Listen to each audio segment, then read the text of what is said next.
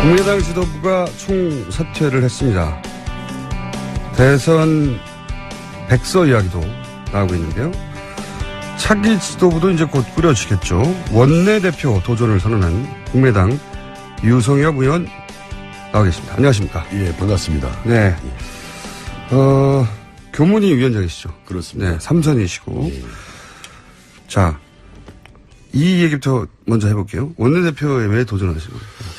어떻든 지금 이제 우리 국민의당도 대선 패배로 어려운 상황이고, 예. 또 나라도 뭐 경제 문제라든지 또 남북 문제, 이거 상당히 위기 상황입니다. 그래서, 어떻든 국회를 생산적인 국회로 만들어야 하는데, 우리 국민의당 스스로를 추스려 보면서 국민의당이 어떤 경제 문제, 안보 문제, 또 남북 문제 위기 등을 이렇게 극복해 나가는데 좀 주도적인 역할을 했으면 좋겠다.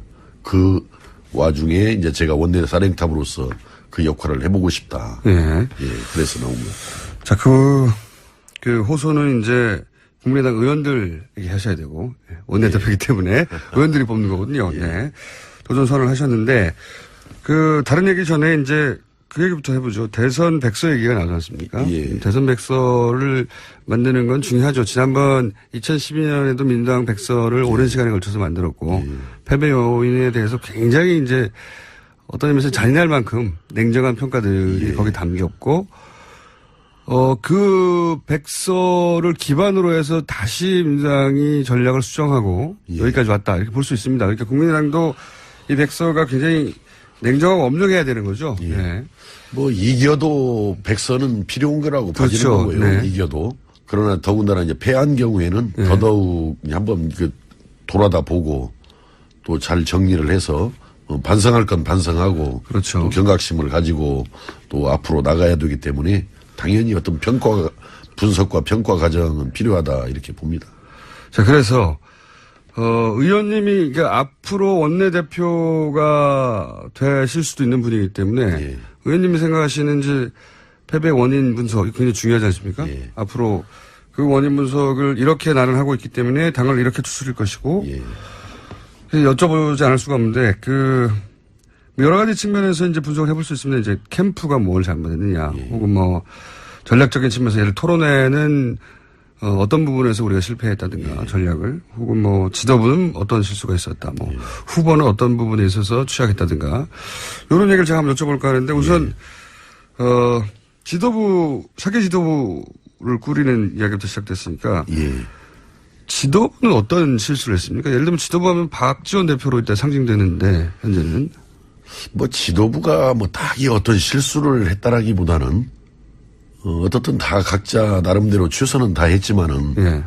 이제 상대적으로 좀 우리가 좀 부족했던 거죠. 어떻든. 어떤 부분이 부족했습니까? 뭐 여러 가지 뭐 조직, 홍보, 예. 또 뭐 여러 가지 뭐 자금, 뭐 이런 등등 많은 부분에 있어서 부족했는데. 우리가 부족한 결과가 이번 대선 결과이냐. 예. 좀 더 구체적으로. 그러니까 그런 종합적인 부족함이 물론 있었겠죠. 근데 박지원 대표가 잘못한 부분이 있습니까?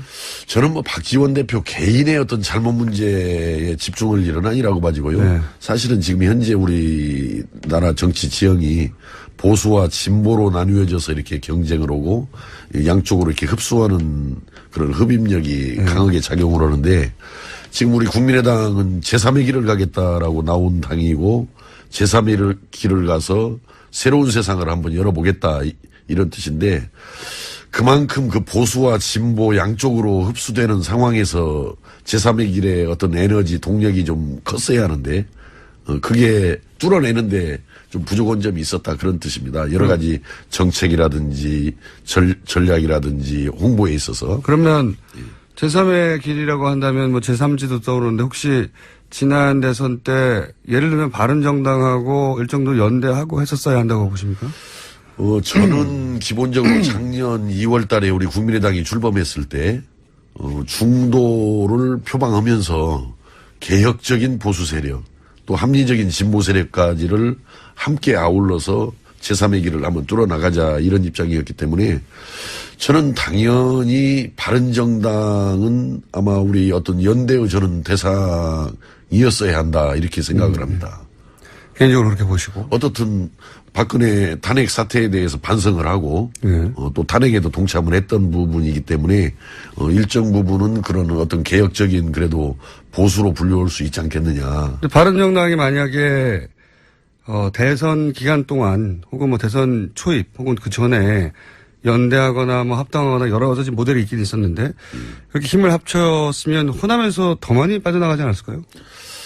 글쎄 이제 그것은 뭐 호남에서 이게 표가 빠져나가는 과정을 보면은 이거였죠. 호남에서는 어떤 일이 있어도 이게 정권 교체를 이번에 해야 된다라는 것이 호남 민심의 핵심이었습니다.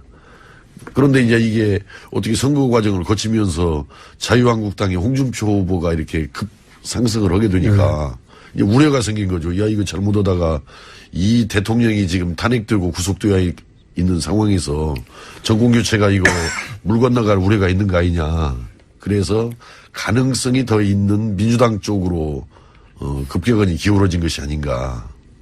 그런 요인도 물론 있습니다만 예. 지난 탄핵 정국 때 보면 박 전 대표가 이제 바른정당 아마도 대부분 바른정당에 가신 분들 같은데 그런 분들하고 김무성 전 대표를 위시한 그런 분들하고 이제 손을 잡을 수도 있고 그분들이 이제 앞으로 중요한 역할을 할 것이다라는 코멘트를 할 때마다 국민의당 지지율이 팍팍 떨어졌거든요.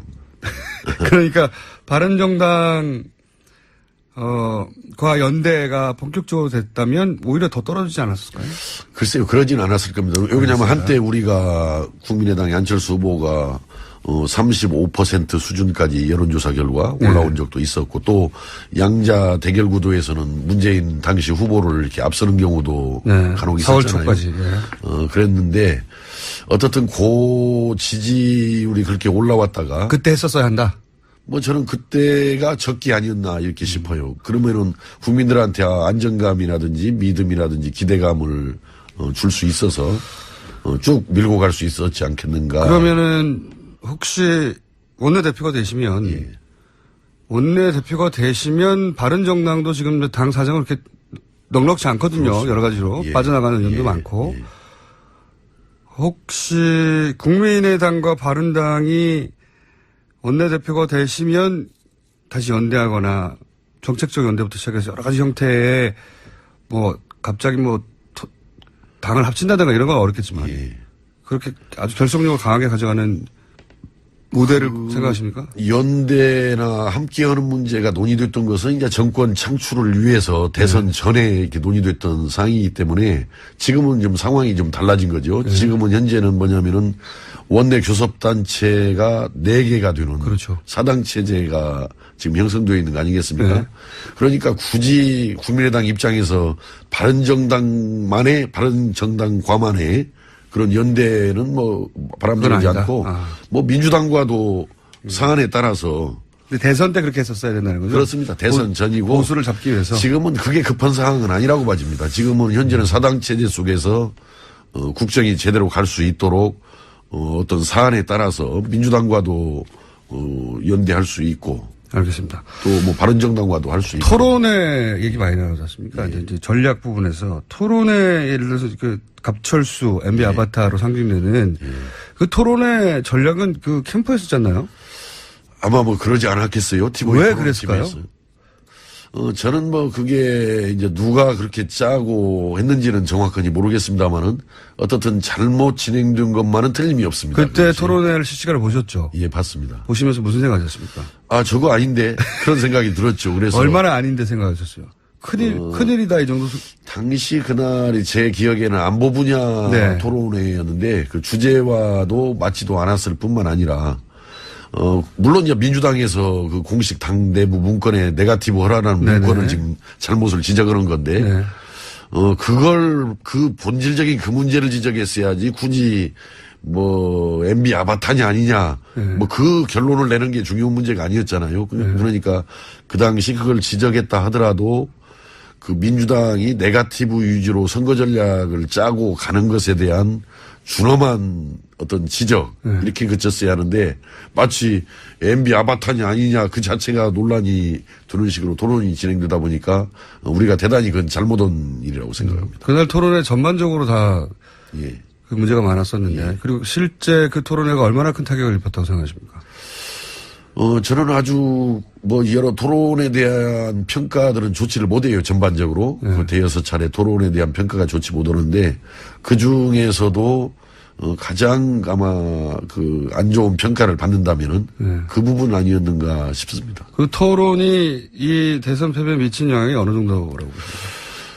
이번 선거는 아주 특수한 상황의 선거 아니었어요. 전직 대통령이 감옥에 들어가 있고 또 현재 아주 탄핵이 갑작스럽게 이제 결정이 되다 보니까 12월에 치러야 할 대선을 이제 5월에 치르는데 딱 2달 만에 선거를 치르는 거 아니에요. 그러니까 아주 단기간에 압축적으로 치러지는 선거다 보니까 TV 토론의 비중이 굉장히 높아져 오는데도 불구하고 이번에는 더더욱 아주 TV 토론의 비중이 저는 높았었다 이렇게 봅니다. 이번 선거 과정에서. 결정적이라고 보십니까? 예, 그래서 이번에 TV 토론이 어떤 성패를 좌우한 거다 저는 이렇게 보고 있습니다. 그렇군요. 그렇다면 이제 후보 얘기를 하지 않을 수 없습니다. 캠프가 혹여 누군가 그런 제안이나 전략을 세웠다 하더라도 후보가 그걸 잘 소화하거나 혹은 후보가 이건 아니라고 판단했다면 이런 일은 안 벌어졌을 거 아니겠습니까? 후보의 책임 부분은 얼마나 크다고 보십니까? 저는 이제 후보의 책임 부분을 떠나서 그 토론을 잘. 떠나지 말고 좀 얘기해 주세요. 자꾸 떠나시는데. 토론을 이렇게 보면은 토론 제일 모든 부분들이 대개 문재인 당시 후보고 우리 안철수 후보가 토론 제일 못했어요, 사실은. 네. 그렇게 평가하시는군요. 근데 가만히 왜 그럴까 하고 보니까 국회에서 국회 의정활동을 오래 하면은 그런 어떤 토론, 이렇게 논쟁, 여기에 대해서 아주 익숙하고 훈련이 좀 되어 있는데, 문재인 당시 후보도 별로 국회 의정활동 경험이 4년 정도밖에 안 되잖아요. 우리 안철수 후보도 아마 한 4년 정도 될라나요? 19대, 20대 이렇게 해서 한 4년도 채 안 될지도 모르겠습니다만은.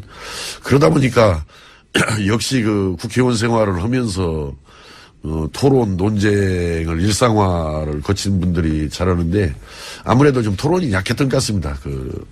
그러니까 제 말은 후보의 토론, 말씀하신 바대로 문재인 후보도 토론을 썩 잘하는 스타일의 후보는 아니었고 말도 토론만으로 따지면은 이제 심상정 후보나 유승민 후보가 훨씬 토론 자체는 잘했다는 평가인데 그렇다고 해서 그 토론만으로 문재인 후보가 지지율이 10% 깎인 건 아니지 않습니까? 근데 문재인 후보도 보니까 토론이 많이 늘었던데요. 그 당시.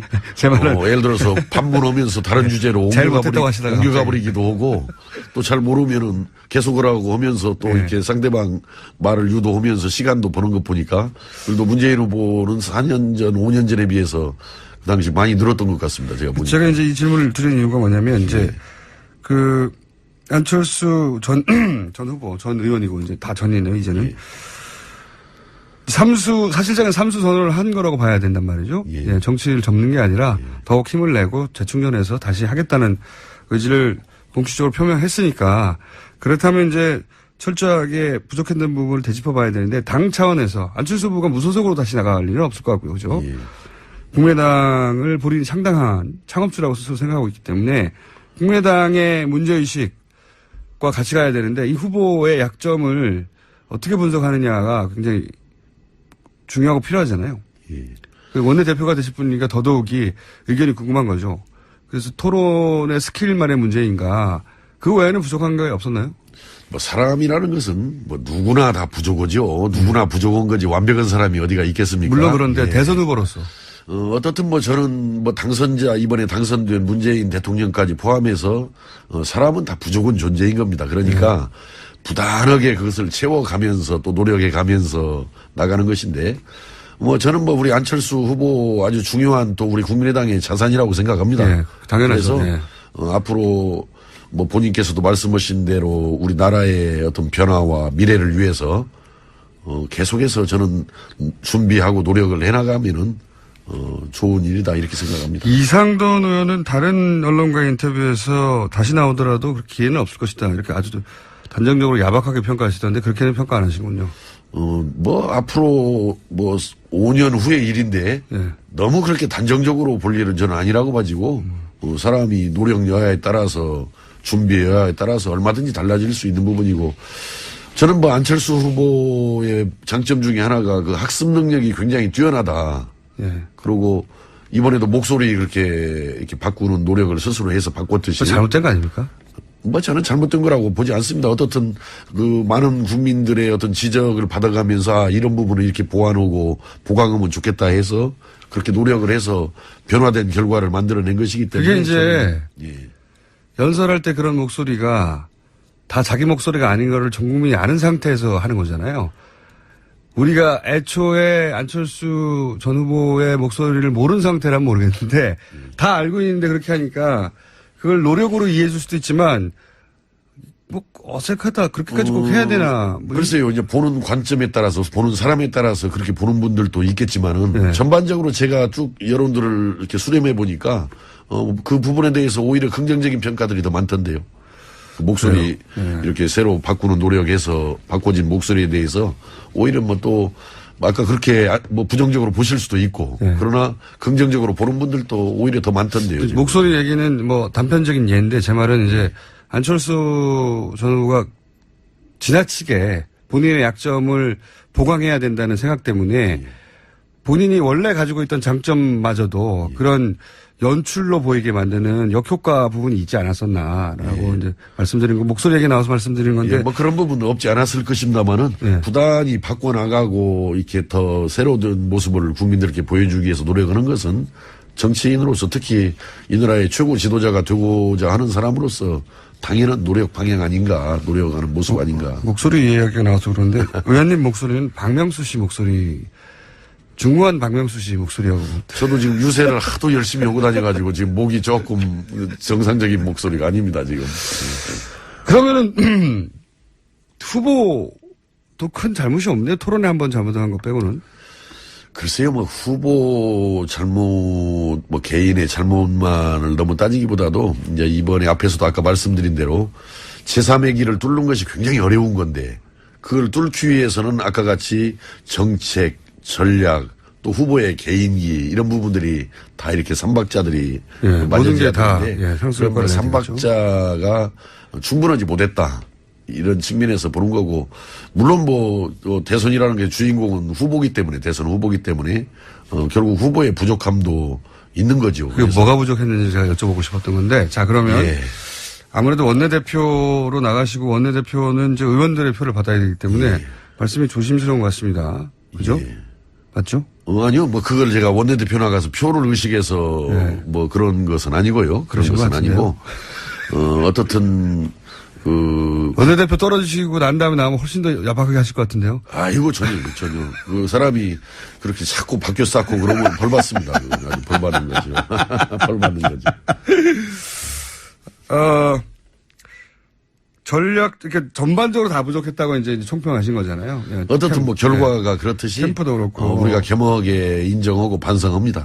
박지원 대표가 매일 아침 문모닝 한 것은 소위 문모닝이라고 불리는 아침에 눈 뜨면 문재인 당시 후보에 대해서 이제 네거티브를 던지는 한마디씩. 그래서 문모닝이라고 이 별명이 붙은.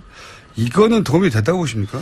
원래 이제 그 당시 지금 문재인 당시 후보께서 제일 앞서가는 상황이기 때문에 뭐 앞서가는 후보를 공격하는 것은 뭐 당연한데 선거 전략으로 너무 당연한 일이고 모든 당이 일단 문재인 후보를 당연히 공격하는데 저는 매일 아침 하다 보니 그게 이제 문모닝이라고 별칭이 붙을 만큼 꼭 그게 이제 제가 궁금한 건 국민의당 내에서 그게 도움이 됐다고 평가하는지. 저는 뭐 도움이 되고 안 되고를 떠나서 떠나지 마시고 떠나서 도움이 되고 안 되고를 떠나서 선거 전략으로 뭐 당연한 거였다 저는 이렇게 생각합니다. 뭐 그것이 뭐 크게 잘못된 거다 이렇게 생각하지는 않습니다. 혹시 그게 거꾸로 동호 반복이 이어지다 보니까 점점 식상해지기도 하고 한편으로는 당이 너무 네거티브에 몰두한다는 인상도 주고 거꾸로 문재인 후보 지지자들을 결집시키고 그런 효과는 없었을까요?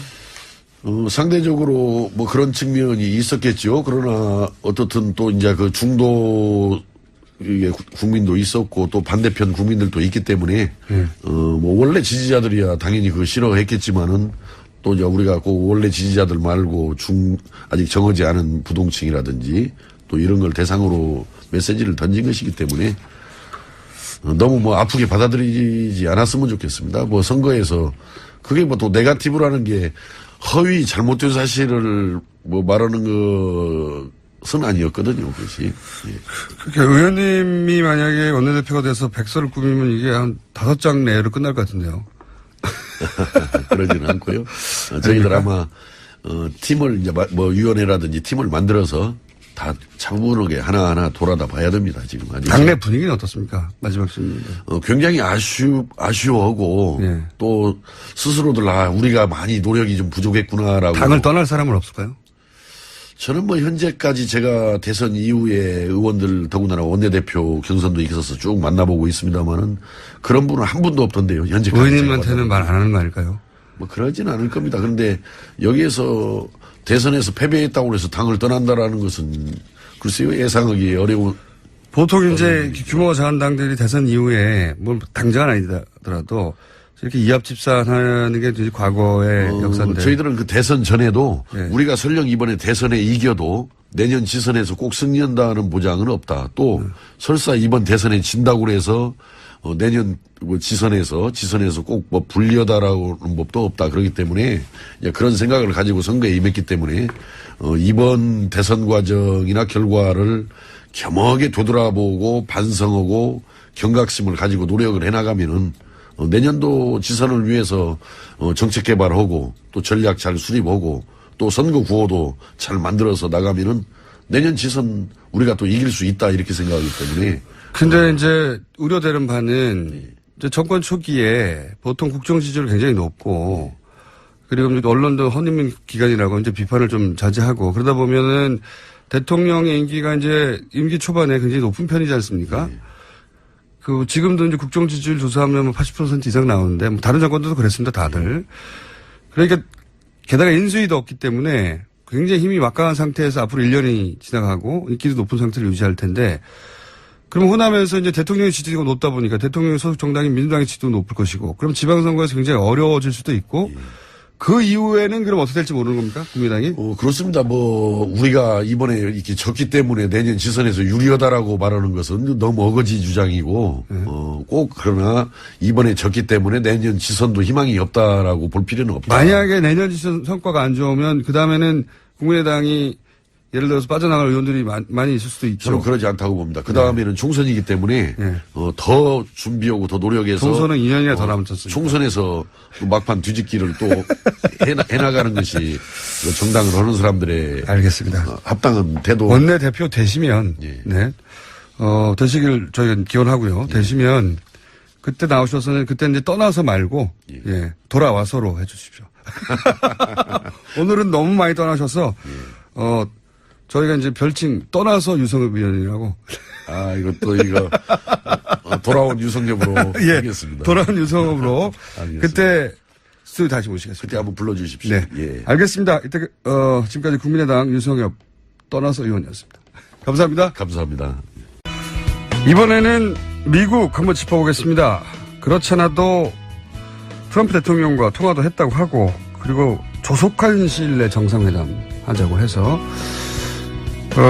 국가 간 정상회담 준비하는데 시간이 좀 걸리긴 합니다만 빠르면 6월에도 이루어질 것 같은 상황입니다. 해서 저희 미국 전문가죠. 담당 아산정책연구원의 김지훈 연구위원 나오셨습니다. 안녕하십니까. 안녕하세요. 안녕하십니까. 박사님. 네. 6월 달에 이루어질까요? 이게 그러니까 G20 회의가 독일에 있어요. 이제 네. 이번 7월 7일부터 8일까지. 그러니까 그 전에 이제 만나려고 하는 게 아닌가. 그래서 이제 6월 얘기가 좀 나오는 것 같아요. 그렇군요. 왜 6월이냐? 네. G20가 있으니 그 전에 만나려고 하는 걸 네, 것이다. 그래서 6월 얘기가 나온 것이다. 네, 그런 것 같아요. 그런 일정을 또 다 알아야지 이게 왜 이게 나오는지. 그러면 아무래도 이제 트럼프는 최근에 대선 결론나기 직전에 사드 얘기 많이 했잖아요. 돈 내라고. 그렇죠. 결정적인 역할을 했죠. 문재인 대통령 당선되는데. 그러니까요. 보통 이제 북풍이 불어주고 그 다음에 이제 미국이 보수 정권에 우호적인 발언을 해주고 했으면 좋았을 텐데 트럼프 대통령은 그냥 미국의 이익을 추구했어요. 그냥. 그렇죠.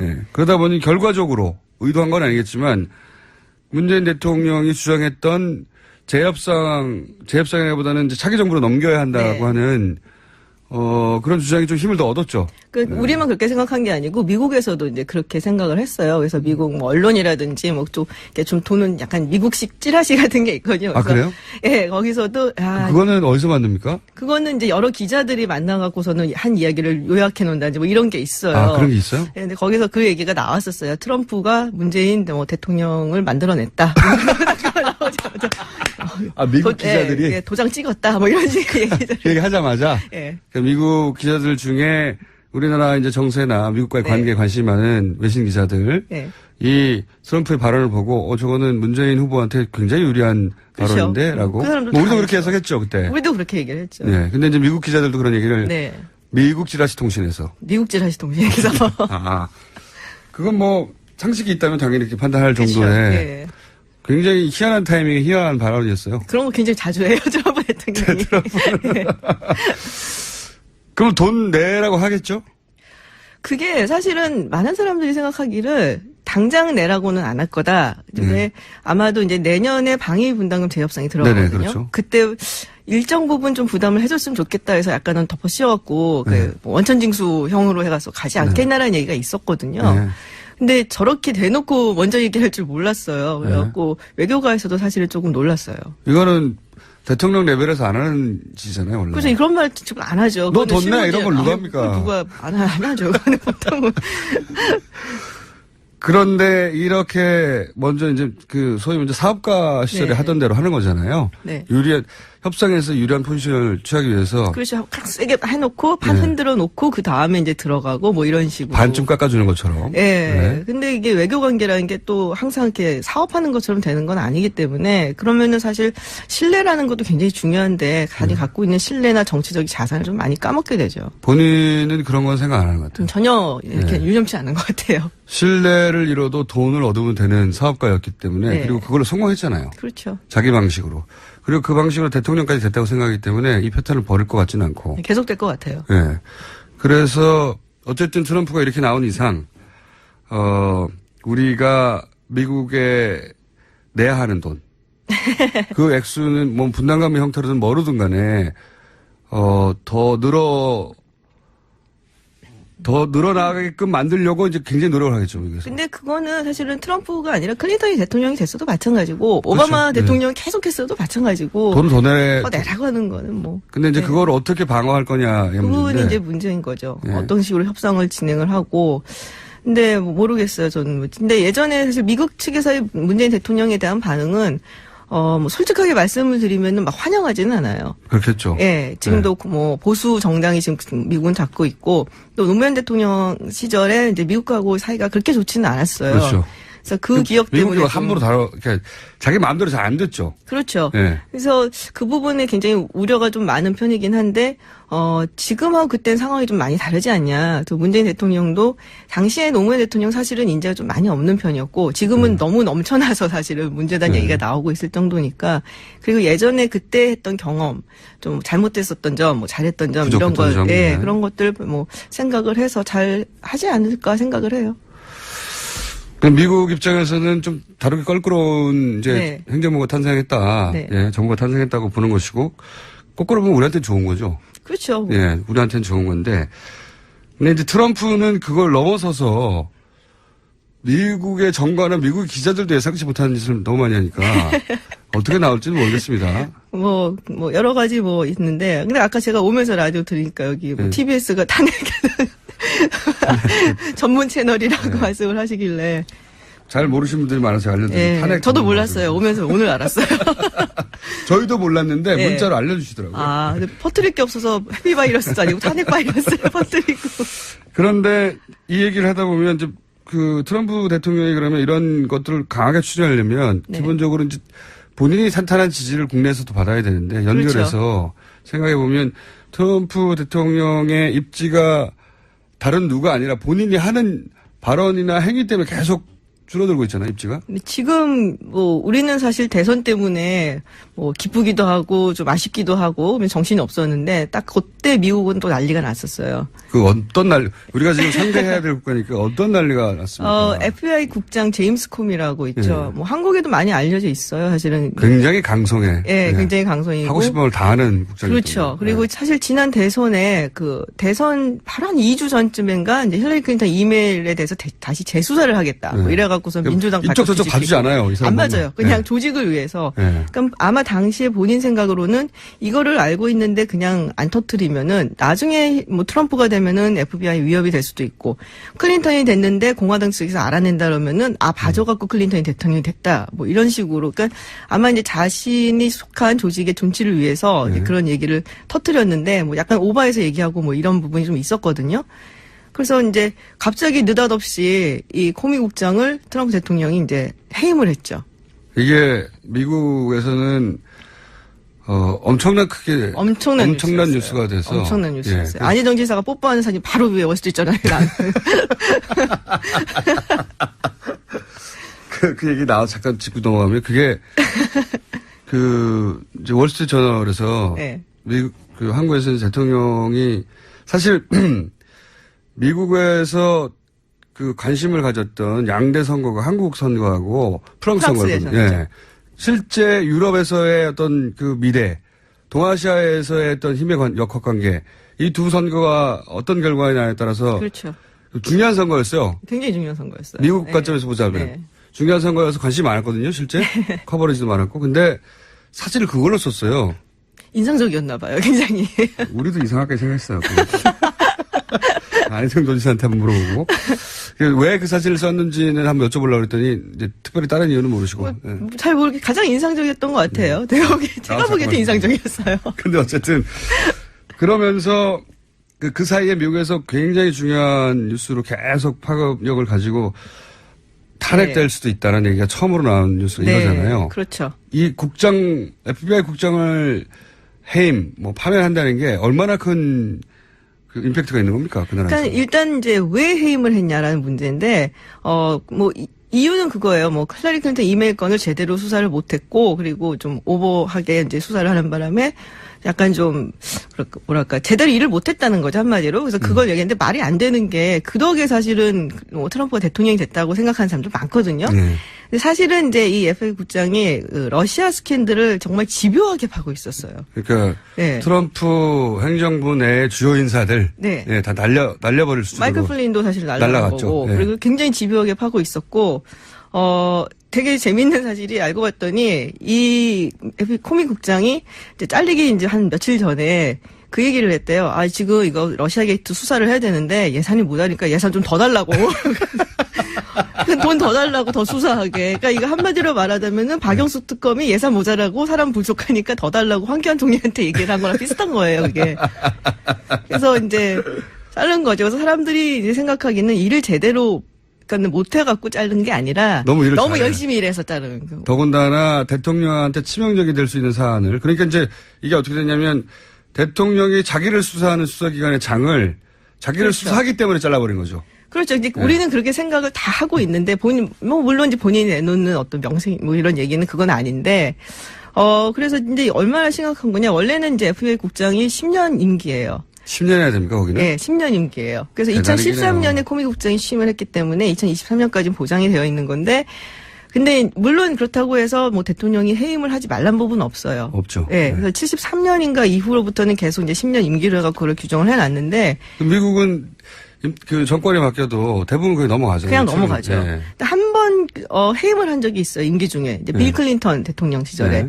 그리고 나중에 이제 빌 클린턴 대통령이 잘 해임한 걸 좀 약간 후회한다는 식으로 이렇게 약간 독박하는 이런 게 있었고, 그래서 웬만하면 FBI 수사권 독립이라든지 이런 걸 위해서 안 건드리거든요. 그래서 굉장히 충격적이었죠, 이번에 해임건이. 그리고 코미 국장이 그 해임됐다는 사실을 알아낸 것도 되게 충격적이었어요. 어떤 방식으로 알았나요? 그러니까는 자기가 이제 FBI 직원들하고 무슨 세미나를 하고 그리고서 이야기를 막 하는데 뒤에 이제 TV들이 이렇게 있잖아요. 본인이 몰랐어요? 몰랐어요. 그래서 막 얘기하다가 코미 국장을 이렇게 얘기하고 직원들은 이제 코미 국장 바라보면서 이렇게 그 TV가 있으니까 이거 보는데 해임됐다고 나오는 거예요. 그래서 야, 너 잘렸대. 그러니까 처음에는 그러다가 나중에 알고 봤더니 진짜로. 본인의 해임 소식을 뉴스를 네. 통해서 네. 들었군요. 근데 제 생각에는 이제 트럼프 대통령이 망신 주려고 그런 건 아니고 네. 사실이 유출된 거예요. 그러니까는 정부의 그 사실이 언론 측에 그게 되게 많아요. 이번 정부요, 사실. 그러니까 약간 좀 문제가 된다 싶을 정도로 정보 유출이 너무 많아요. 지도부가 가만히 있어서 아직은 요원합니다. 근데 이제 그 배팅 사이트에서는 가능성 60% 상승이에요.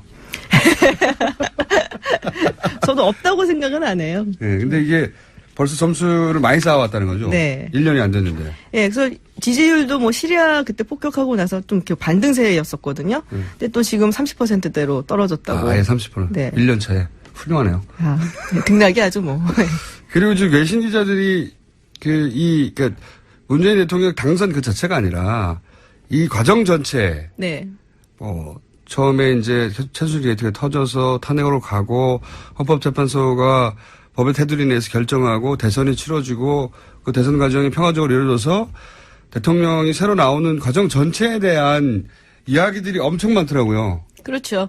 그러니까는 굉장히 성숙한 민주주의로 발전을 했다라고 생각을 하죠. 한국 같은 경우는 뭐 민주주의 국가라고 하더라도 신생 민주주의 국가로 여겨졌었거든요. 그 외신에서는 보통 이게 아직 미성숙하다는 네. 식의 표현이나 네. 그거 봐라 역시 아직은 안 되는구나라는 저는 그런 외신만 굉장히 오랫동안 접하다가 최근 뭐 한 몇 개월 사이에 이게 좀 어색해요. 한국을 봐라 자꾸. 이게 네. 이제 과거에는 실제로 외신들이 안 그러는데 한 문장 가지고 따와가지고 막 우리끼리 과장하고 그랬는데 네. 지금은 기사 전체가 성숙한 민주주의 그러니까 서구가 한국을 보라는 얘기가 자꾸 등장하니까 네. 이게 제가 오버하는 게 아니고요. 제가 오버 싫어하거든요. 이런 거는. 특히 외신을 통해서 오버하는 건. 특히 그런 게 있었어요. 프랑스 같은 경우랑 이제 우리랑 비교를 했을 때 포퓰리즘 얘기를 하면서 프랑스의 르펜은 포퓰리즘일 수 있지만 한국은 그게 아니다. 정말로 이게 민주적인 과정이었다라는 얘기들을 굉장히 많이 하더라고요. 프랑스에서도 이제 르펜을 지지하는, 극우를 지지하는 그 데모. 네. 많았었는데 거기는 포퓰리즘이지만 한국은 민주주의가 성숙한 거다. 네. 이런 표현이 자꾸 외신에 그리고 제대로 된 민주주의를 보려면 한국을 봐라. 뭐 이런 얘기를 자꾸 하니까요. 사람들이 왜 이러나 싶기도 하고. 좋죠, 뭐. 제가 이런 얘기를 드리는 이유는 뭐냐면 이제 한미 정상 간에 이런 회담을 하고 그리고 언론이 그걸 어떻게 평가할 건지 그리고 언론이 특히 미국 언론이 누구의 편에 서서 이해관계를 또 설명해 줄 건지 여론을 어떻게 만들 건지 그게 중요하잖아요. 트럼프 대통령의 인기가 떨어지면 떨어질수록 그리고 언론들이 트럼프 대통령을 미국 언론들이 어떻게 판단하냐 할수록 우리가 유리한 입지에 있을 것 같아서 협상 국면이나 여러 가지 측면에서 글쎄 그렇다고 해서 미국 언론이 한국 편을 들어주지는 않을 거고요. 네. 오히려 트럼프 대통령이 세게 나올 수도 있죠. 자신이 이제 국내에서 조금 약간 인기가 떨어진다든지 좀 위기에 몰리면 대부분의 지도자들은 다 그래요. 이게 대표적인 케이스가 아베 총리. 그렇죠. 예. 그래서 이제 상대 국가를 더 때릴 수도 있다. 예, 더 때릴 수도 있고 그래갖고 이제 지지자들한테 좀 어필을 하려면은 내부의 결속을 다지기 위해서 그렇죠. 내가 이만큼 얻어냈다. 뭐 이런 식으로 그렇게 나올 수도 안 있는 좋네요. 거고요. 탄핵시키지 말아야 되겠네. 그래봤자 펜스예요. 자, 정상회담을 하면서 북미 간 얘기도 나오는데 이것도 진행되는 걸로 알고 있어요? 네. 그거는 물밑간에 항상 진행이 되고 있는데 아마도 김정은 예. 국방위원장에 대해서 굉장히 칭찬했잖아요, 갑자기. 실수죠. 그건 정말 치명적인 실수예요. 정말, 실수예요? 예, 본인이 그렇게 생각을 하더라도 그렇게 얘기를 하면 안 돼요. 우리가 60년이 넘은 동맹국인데, 어쨌든 한국은 지금 북한하고는 적국인 상태잖아요. 정쟁이 멈추진 않은 상태이기 때문에. 근데 그 적국에, 김정은 국방위원장을 두고서는 만나면 영광이겠다는 이런 얘기는 하면 우리나라는 이 대선 기간에서 너무 민감해서 이 뉴스가 크게 다루진 않았는데, 예. 트럼프 대통령이 김정은을 만나는 게 아너드. 그리고 그 아너드 영광이라고. 정말 말도 안 되는 얘기고, 그리고 미국 대통령 그렇게 아무나 만난 거 아니에요. 근데 이런 얘기를 보면은 이제 왔다 갔다 하고 있는 거 아닙니까? 시간이 다 됐네요. 예. 네. 갑자기 당을 합친다든가 이런 건 어렵겠지만, 그렇게 아주 결속력을 강하게 가져가는 모델을 생각하십니까? 연대나 함께하는 문제가 논의됐던 것은 이제 정권 창출을 위해서 대선 전에 이렇게 논의됐던 사항이기 때문에 지금은 좀 상황이 좀 달라진 거죠. 지금은 현재는 뭐냐면은 원내 교섭단체가 4개가 되는 그렇죠. 사당 체제가 지금 형성되어 있는 거 아니겠습니까? 그러니까 굳이 국민의당 입장에서 바른정당과만의 그런 연대는 뭐 바람직하지 않고 뭐 민주당과도 사안에 따라서 근데 대선 때 그렇게 했었어야 된다는 거죠? 그렇습니다. 대선 전이고 보수를 잡기 위해서 지금은 그게 급한 상황은 아니라고 봐집니다. 지금은 현재는 사당 체제 속에서 국정이 제대로 갈 수 있도록 어떤 사안에 따라서 민주당과도 연대할 수 있고 알겠습니다. 또 뭐 바른정당과도 할 수 있고 토론회 얘기 많이 나오지 않습니까? 이제 전략 부분에서 토론회 예를 들어서 그 갑철수 MB 아바타로 상징되는 그 토론회 전략은 그 캠프에 썼잖아요. 아마 뭐 그러지 않았겠어요. TV 왜 그랬을까요? 저는 뭐 그게 이제 누가 그렇게 짜고 했는지는 정확하게 모르겠습니다만은 어떻든 잘못 진행된 것만은 틀림이 없습니다. 그때 그렇지. 토론회를 실시간으로 보셨죠? 예, 봤습니다. 보시면서 무슨 생각하셨습니까? 아, 저거 아닌데 그런 생각이 들었죠. 그래서 얼마나 아닌데 생각하셨어요? 큰일이다 이 정도.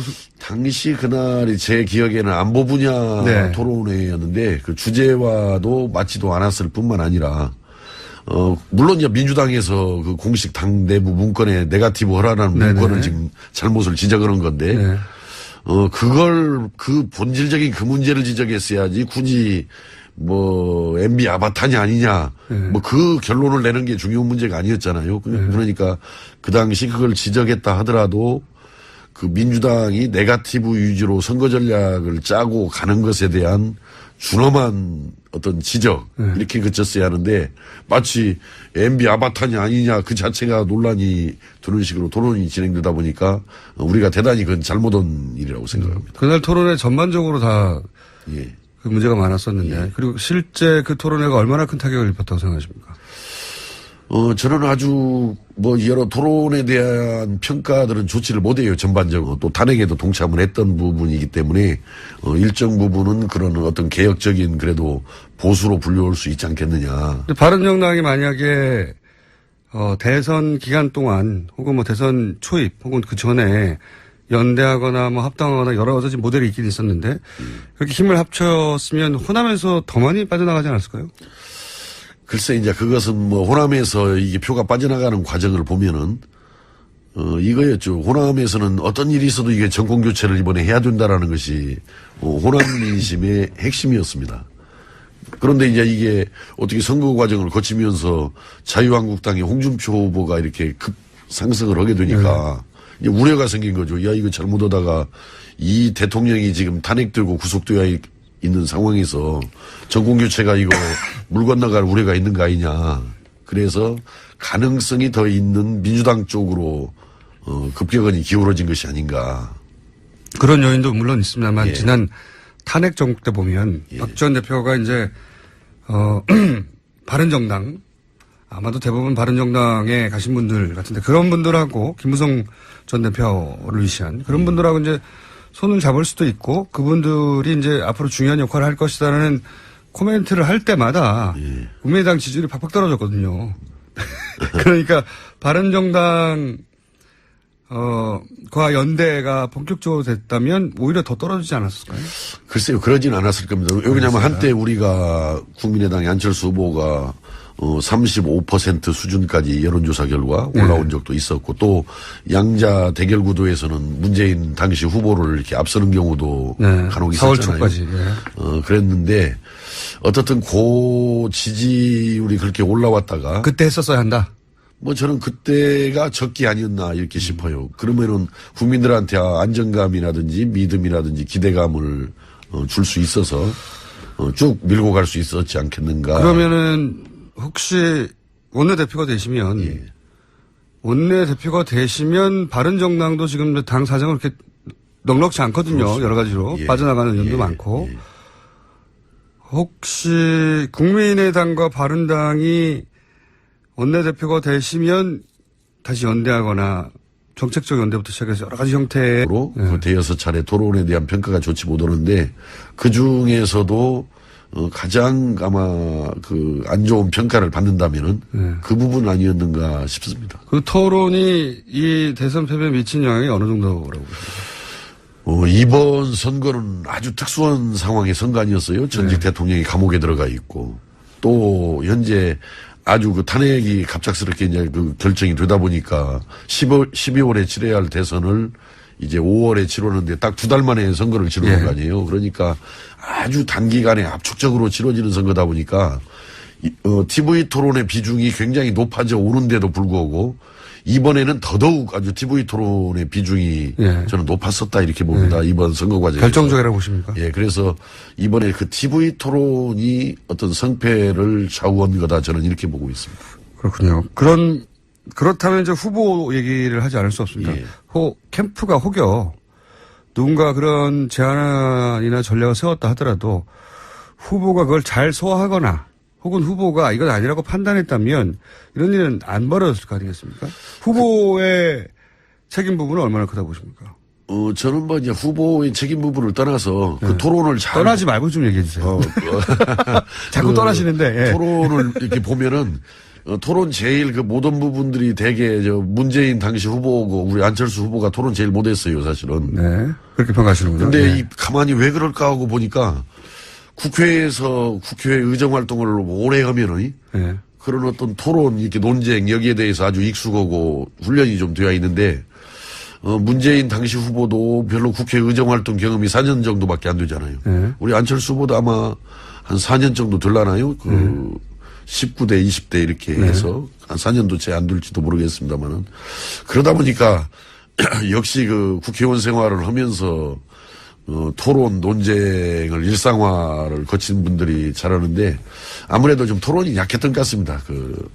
그러니까 제 말은 후보의 토론 말씀하신 바대로 문재인 후보도 뭐 토론을 썩 잘하는 스타일의 후보는 아니었고 말도 토론만으로 따지면은 이제 뭐 심상정 후보나 유승민 후보가 훨씬 토론 자체는 잘했다는 평가인데 그렇다고 여러 가지 측면에서 이제 분석을 해볼 수 있습니다. 이제 캠프가 뭘 잘못했느냐, 혹은 뭐 전략적인 측면에서 예를 토론회는 어떤 부분에서 우리가 실패했다든가 전략을, 혹은 뭐 지도부는 어떤 실수가 있었다, 뭐 후보는 어떤 부분에 있어서 취약했다든가 이런 얘기를 제가 한번 여쭤볼까 하는데 우선